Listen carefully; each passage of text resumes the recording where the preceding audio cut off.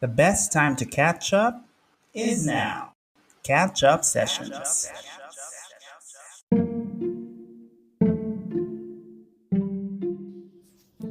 Catch up sessions. My name is Mark Laguna. It's introspection time after a long while. Welcome back to the program. It's a bunch of self talk shared over the airwaves via this podcast. Happy mid year to you. Yes, it is the first weekend of this middle of 2024. It's when people, if you're the type, ask themselves, what have I done after half one of the year? It also happened to be prayer and fasting week for my church, so it was a lot of reflection time spent with the Lord, and in general, I, for one, am just seeking clarity. That's one. And a lot of surrender, which really means I should learn how to let it go and learn from Frozen Part 1. Let go of the things that I do not have any control of. Let go of my plans as well, but not resign to the fact that nothing will ever happen. But it's more that I take steps in the direction that the Lord wants me to take. And in that same vein, I need to be really stepping away from the path that I should not. Yes, it's a lot of cryptic sort of instances or statements right there. But to elaborate further, it's really in many aspects of my life right now. Someone earlier was asking me the usual question, how are you? You probably didn't expect the reply, which was, could be better, not bad, but not at my best. That's just the state of the moment. No need to panic, nothing to raise alarm bells for, but it's really a lot like this inner thought that lingers in your head or comes out when you have nothing that is distracting you. It makes its way like in front of your face, that makes you ask, so what now? So what now?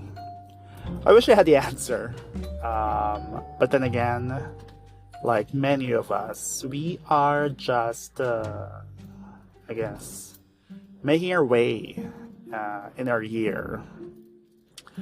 For starters, I made a target for 2024. Not very lofty ones. It's mostly in and around health, fitness, routines. Coming back to it, because I opened my notes from that season, I did nothing close to that.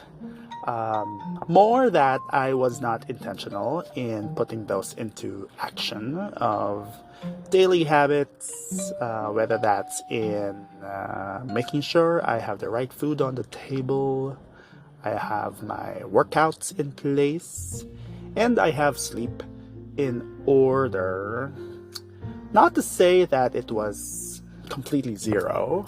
Thank you that I have that little bit of tennis that makes you move. But I guess I shouldn't be too hard on myself also.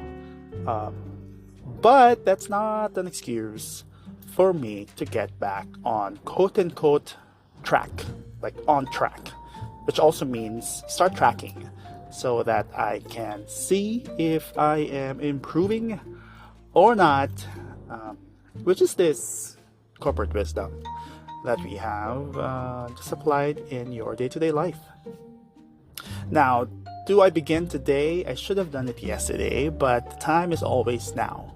And going back to what I was sharing earlier on surrender, because as I get some bits of clarity on one aspect of life, not in everything, I tend to give an answer of, okay, later then.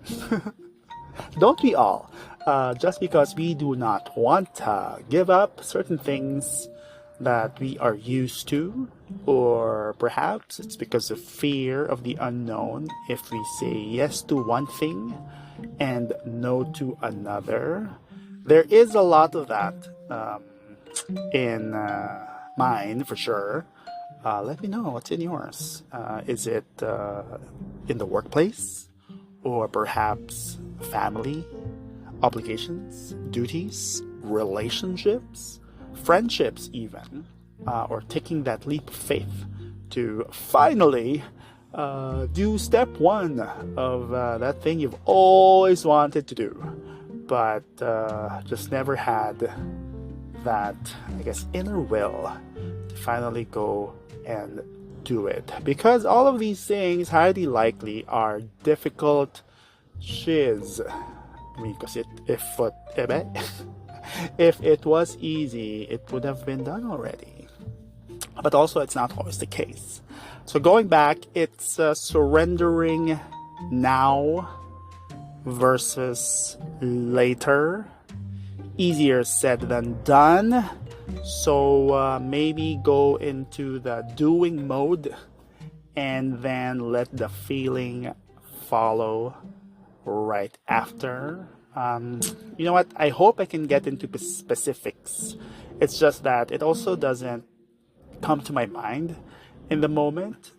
One area in particular is maybe in the area of my friendships, relationships.